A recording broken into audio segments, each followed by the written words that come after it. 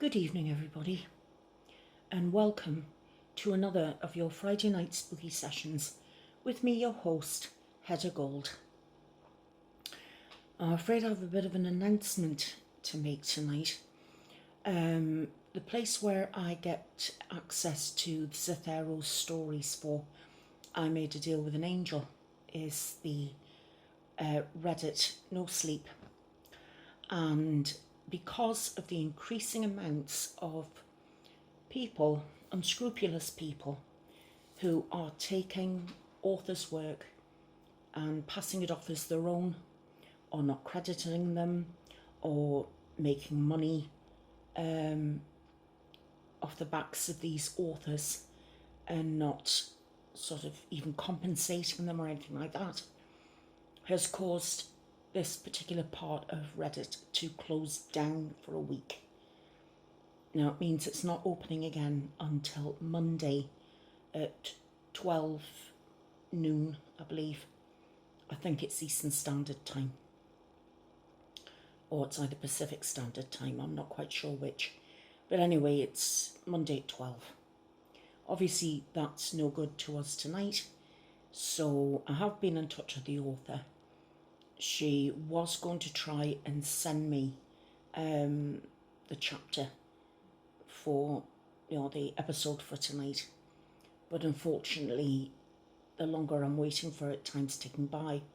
And it means I get later and later to upload it and then get to bed myself. So what I've done instead tonight is I've just picked a couple of ghost stories for you. And I do hope that you enjoy them. I hope you enjoy the choices that I've made.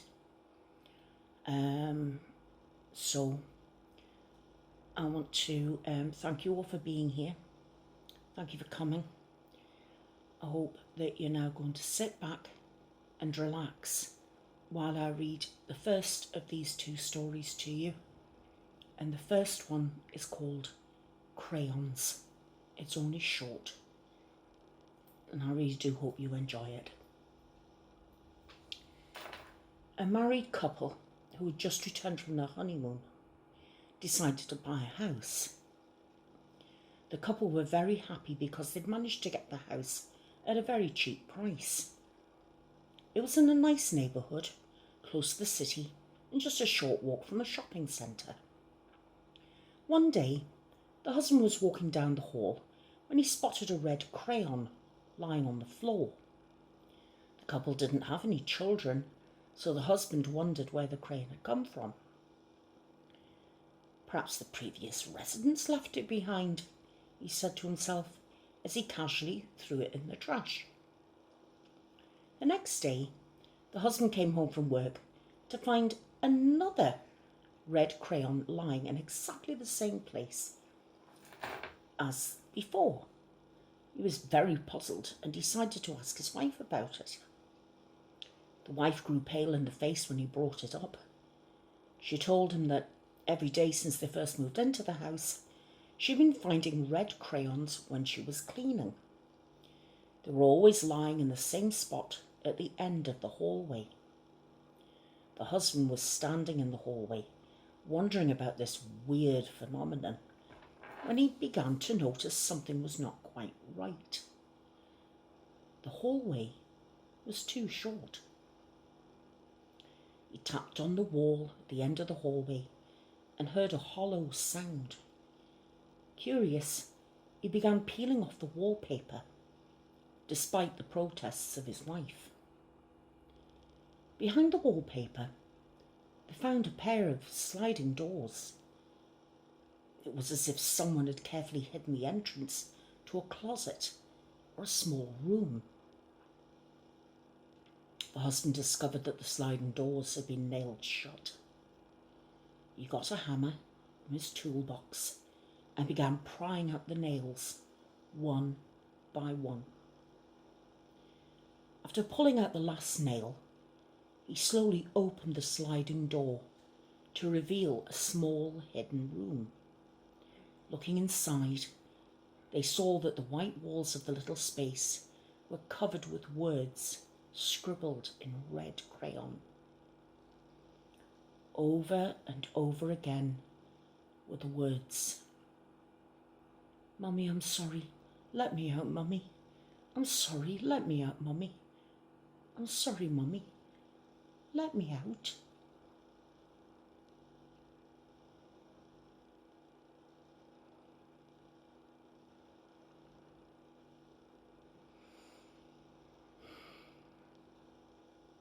So what did you think of that one? Short, shocking, scary, surprising, powerful. Do you agree with my summation of this story? What did you think of it? Let me know in the comments. Got another one here for you. This one's called The Baby's Room. And I hope you enjoy this one too. I'm not sure what to say. This all happened rather suddenly, although the last 3 weeks have been long and dragged out. Let me tell you my story. I moved into my new house 3 weeks ago. I moved here to be closer to my friend Hayley, whose mother wasn't doing so well. Only part of it was because my boyfriend and I were no longer getting along. There was nothing special about the house, just a simple 2-bedroomed house that had an attic. I didn't really know the history of the house, nor did I really care upon moving in. Oh, how I wished I did. It was only myself living there, so I turned the extra bedroom into a study. The bigger bedroom seemed much better for holding my bed and dresser anyway. I spent the first week unpacking. Nothing seemed out of ordinary about the house. No damages needing to be fixed, no leaks. Made me wonder why the price tag was so low. Surely such a well-made 2-bedroomed house shouldn't have only gone for $8,000. But that's how much I paid for this house. The real estate agent only said that the last family had moved out with a 15-year-old son to be closer to other members of the family. Such a plain reason should have warranted more of a search, but I was just happy to have found such a steal. Like I said before, it only took a week to unpack my stuff. Everything was going great. I currently took college classes online, so the study was a great room to have some peace and quiet. Some strange things started to happen exactly 9 days after I moved in. When I would lay down to sleep, I would hear this moaning sound. It sounded like an animal of some sort. I passed it off as something coming from outside and ignored it as it continued over the next couple of days. However, the day after that, things just got too weird. I woke up to the smell of baby powder. It was faint in my bedroom, but it grew stronger when I entered the hallway. This was very strange, as I didn't own any baby powder. Not even any lotion that could have smelled similar either. I was a little creeped out, but again just dismissed it. The smell went away after a few hours anyway, and I continued through my day, cramming in nearly 3 days of classwork into my schedule. While I was writing my report on the biography of Van Gogh, I started hearing a noise, like the song you hear coming from an ice cream truck. But it was different. Soon after, to my horror, I realised what it was. A baby mobile. My older sister had a baby, and the mobile in his crib sounded much the same as the sound I heard. Of course, the tunes were different, but that's definitely what it was. And the freakiest part? It was coming through the wall. But there was nothing next to this room. No bedroom, no bathroom, nothing. I left the study, moving out into the hallway. Just as I thought, the music stopped. I shook my head. Okay, maybe I was just studying too hard. That had to be it. I was imagining things. For the next week, things turned to normal. Hayley came over and we played some video games, and she stayed for dinner. I pulled the baked spaghetti from the oven just as she returned from the bathroom. What kind of music box did you buy? I like the tune it makes. She entered the kitchen, taking a seat at the table. Music box? I don't own a music box. I was just confused. Are you sure? I heard this cute little tune. How did it go? She paused for a moment before humming the tune she'd heard, and I almost dropped the spaghetti. The colour flushed from my face faster than I could even process what I'd just heard. That was the tune the mobile had made. Oh, hell, I breathed. I started to feel faint. I placed the spaghetti on the counter, stumbling over to a chair and collapsing into it. Hayley, can you get me some water, please? I asked her. I was going to be sick. I just knew it. Sure, May. What's the matter? Hayley moved down to get me the water, and I sipped it while waiting on my heartbeat to slow. After finishing half the glass, I set it down. That tune. I heard it earlier too, I said. It's not a music box, Hayley. I don't know what it is. It sounds like a baby mobile. But the family who lived here before me didn't even have a baby. I then began to explain everything about the smell and the sounds I'd been hearing. Would you mind staying the night with me?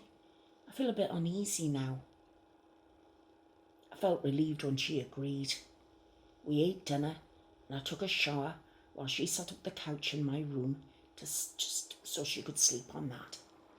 And sure enough, I came back and I lent her a pair of my pyjamas, and we both turned in for the night.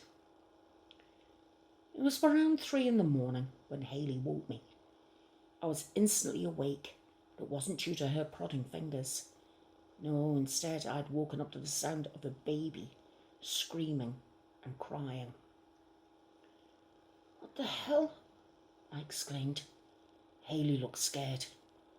Are you certain you don't have a baby? Do you hear that, May? Oh, I heard it all right. Hayley, we have to find out what's going on, or else I won't sleep ever again, I said. My mind was made up.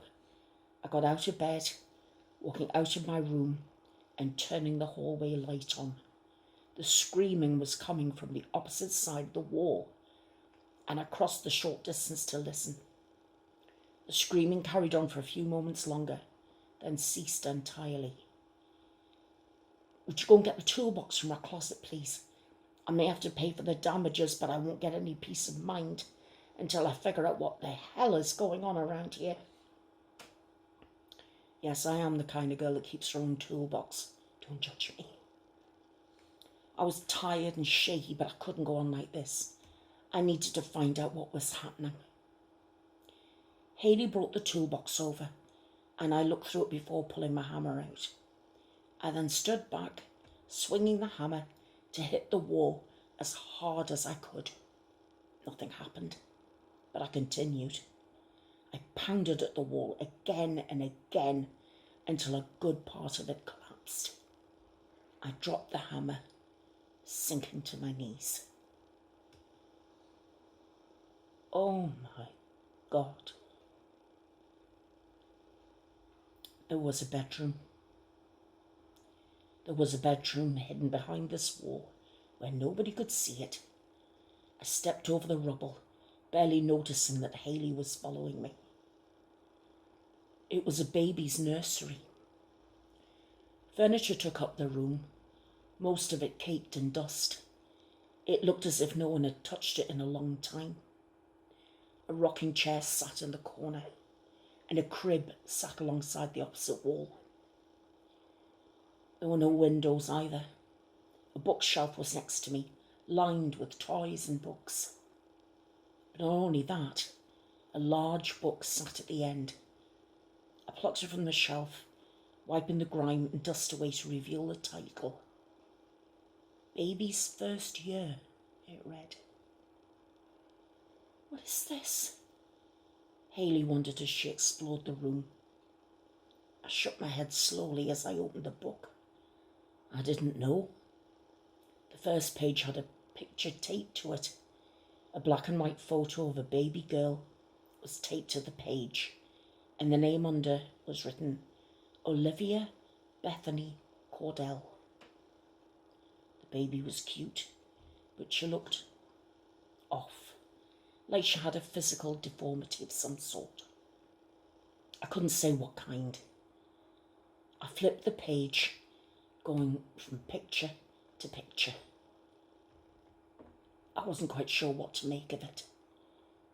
I found a birth date listed, October the 23rd, 1972. The following details aren't really important as I look at it now, just ages of milestones and things like that. May! Haley was standing next to the crib, hand over her mouth, with a terrified expression masking her face as she peered into it. I dropped the book, going to stand next to her. I peered into the crib as well, and I went white with shock. Oh, God. Baby bones. They were fully decayed, but the whole skeletal structure was there. From the skull to the tiny toe bones, everything. That did it. We both left the house as fast as we could, going back to Haley's house. I couldn't take it. I couldn't stay there anymore. I spent the night taking the couch. The next morning was tense. Neither I nor Haley said a word, but I did borrow her computer. I decided to just throw caution to the wind, searching my address. I didn't find much, but I did find a news article. I started reading it, taking every word in. I'll relay the article here as best as I can to you. It's since been removed for reasons unknown to me. Family disappears, father found. Local authorities contacted. May 17th, 1972. The Cordell family of 1247 South Broadway Street went missing last Wednesday after the neighbours reported screaming. When authorities arrived, the house was empty. The persons missing are David Cordell, 33, Patricia Cordell, 30, and Tate Cordell, 7. David was found and brought in for questioning 3 days ago, but the rest of the family is yet to be found. Cordell admitted to leaving his 7-month-old daughter, Olivia Cordell, who was diagnosed as mongoloid, recently renamed to Down syndrome, in the house. Police could not find the little girl upon searching the house, but the case is ongoing and is still being investigated. I've moved back into the house since then. I'm still living there today as I write this. I contacted the police and told them about the body, and they took the bones to be properly put to rest. I haven't had anything happen since, and I'm grateful for that. A terrible thing happened here. A baby being left to die, which she did, all because the room had been hidden. I decided to keep the room as it is, but I've had a contractor come out and repair the wall and install a door since then. Who knows?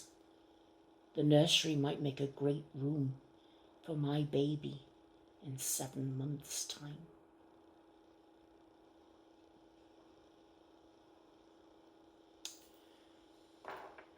So that is another story for you, my friends. And what did you think of that one? Very sad, isn't it? And I do apologise for saying the word mongoloid. That's how it was written in the story, obviously updated to now to Down syndrome. Obviously I've got a particular reason for feeling sensitive about that word, because my own nephew had Downs. He's no longer with us, but he had Downs, so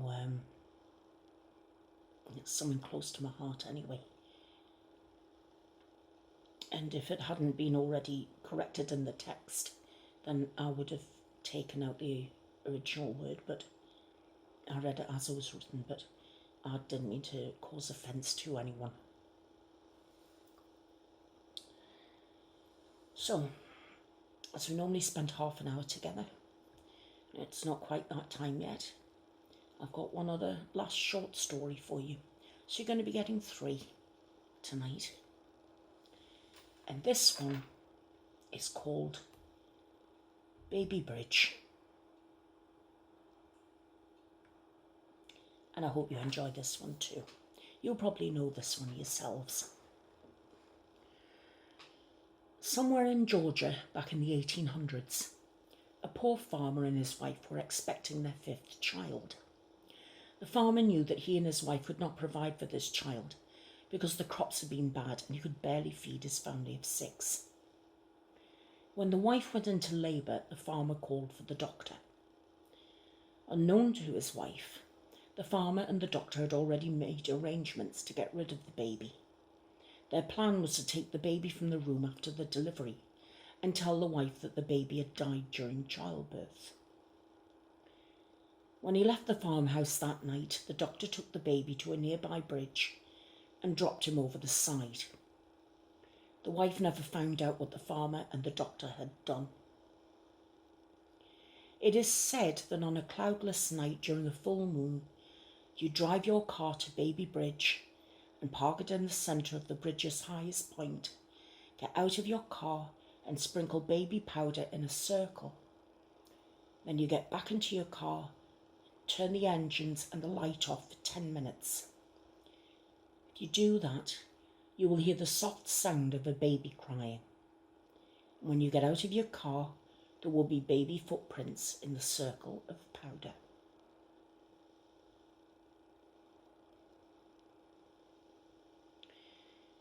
So, I have heard of the legend of Crybaby Bridge.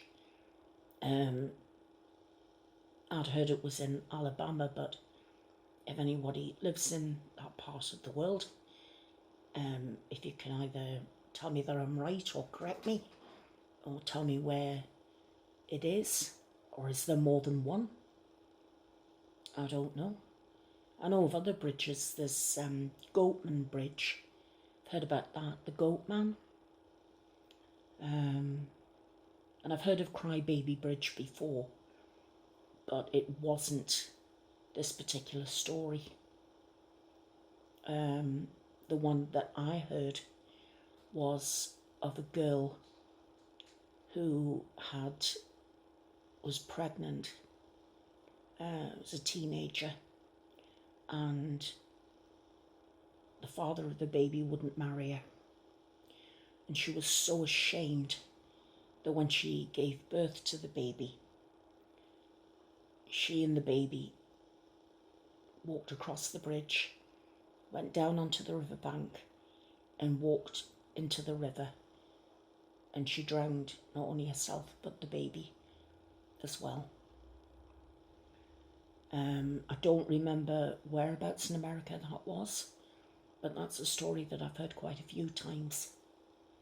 So if any of you know of a story just like that, or similar, or sort of along the same lines, please write about it in the comments. Let me know, because I do want to find out if there's any truth to any of these stories, or if they are just, you know, the invention from someone's, you know, mind. Oh, it's been quite baby orientated tonight, hasn't it? I must admit I was really taken aback when I found out about the fact that I couldn't read the story of Sarah Baker to you tonight, and this one wasn't going to be X-rated, I can promise you that.